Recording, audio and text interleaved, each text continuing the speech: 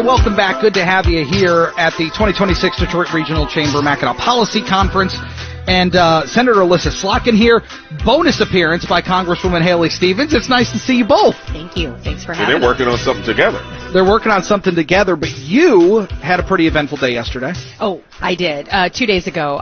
2 days ago. Yes, Yeah. I came up to Mackinac early. So last year on Mackinac, I met at a bar at the Pink Pony. I met the head of the fort here at Mackinac. And he's like, if you ever want to shoot off a cannon. And so I've been thinking about it for a year, and I came back up. It's the 250th anniversary of the country, and he let me shoot off a cannon, and it was amazing. Was it as good as you thought it would be? It was, and honestly, what was really funny was, first of all, it's like a real working cannon. Obviously, you don't put in a cannonball, but it's a real working cannon. But just as I was firing, a tanker was a Laker was going by, and it really felt like very like British versus American. Like I was shooting at a ship, And so the poor tanker was probably like, what is happening right now? But it was great. We love being up here. I mean, Mackinac's our. You didn't gem. call the ship redcoats or anything like that. All right, good. All right. I shook my fist at that. There you go.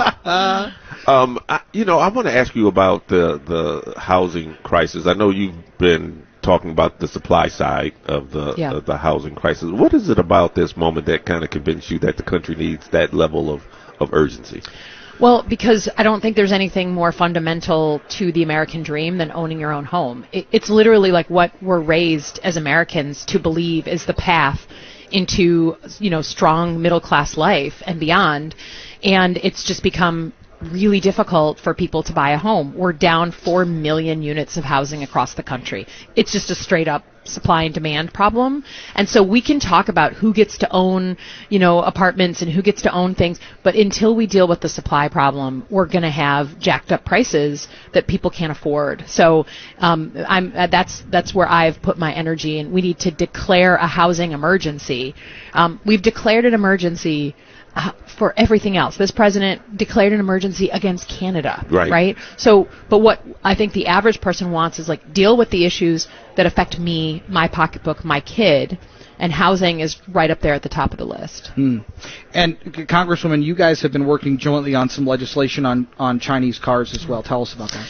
Well, we're taking a step to address the national security consideration with Chinese technologies and automobiles, and also the economic point of this. I've sat for 4 years now on the Strategic Competition Select Committee with the Chinese Communist Party and what the threat that they pose to our industrial base. And today is another step in a great direction with one of our country's leading national security experts, Michigan Senator Alyssa Slotkin, and we're going to be aggressive here because Michigan jobs are on the line, but also so is our national security. So close our border to Chinese vehicles and Chinese technology in the vehicles, even for day trips.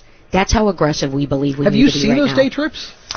I have not witnessed a day trip. Not you personally. Have we, as a country, seen them come across any particular border? The southern border. We have been seeing some instances. China has been previously soliciting the sale of their vehicles into Mexico.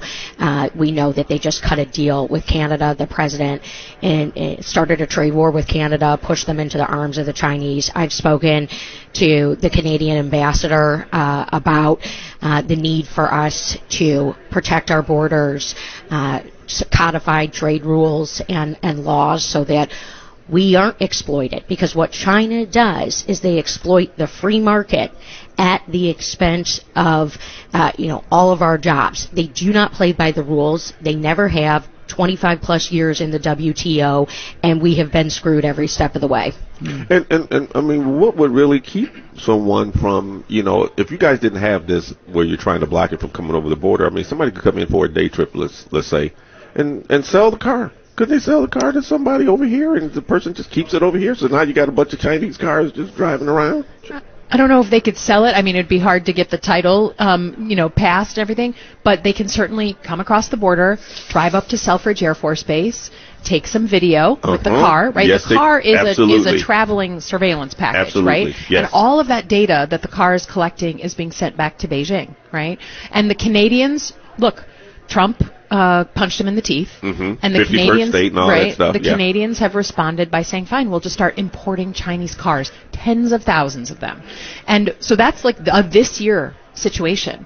And so, of course, if they're going to start selling Chinese cars in Canada, what's to keep them coming over all the time? Sure. It's full motion video. It's geo mapping. It's the whole thing. It can be remotely hacked and piloted. So we just wanted to put down basically a ban and say you just cannot come over our bridges and tunnels with these Chinese vehicles, collect on us and go back, or sell them, do any monkey business. Sure.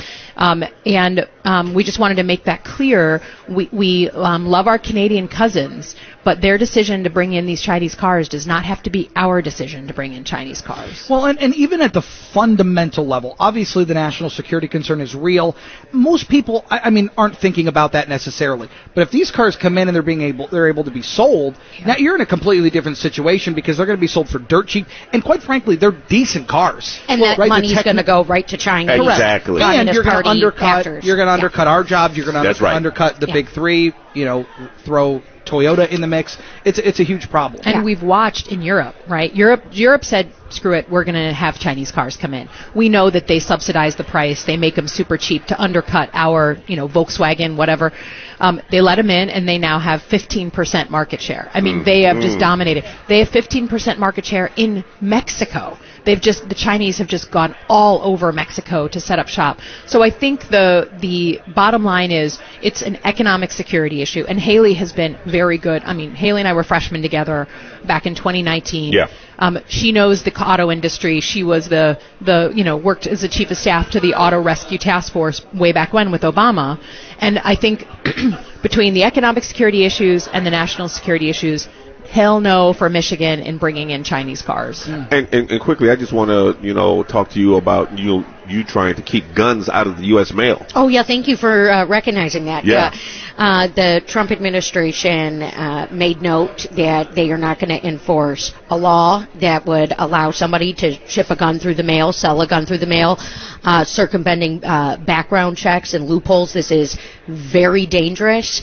It is wrong, and so I introduced legislation alongside almost a dozen of my colleagues from all over the country to close that loophole, to stop the Trump administration from allowing anybody to ship a gun through the mail. Look, he keeps us on our toes, but I work just as hard, and if not harder, for Michigan and our safety and our security every step of the way.